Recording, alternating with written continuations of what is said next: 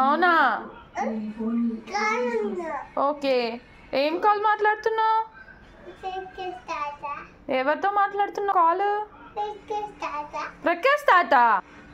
అమ్మో, ప్రకాష్ తాత నీకు ల్యాప్టాప్లో ఫోన్ చేశారా?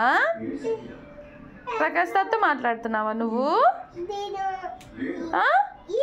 క్లోజ్ చేయవా ఇప్పుడు ల్యాప్టాప్? ఎందుకు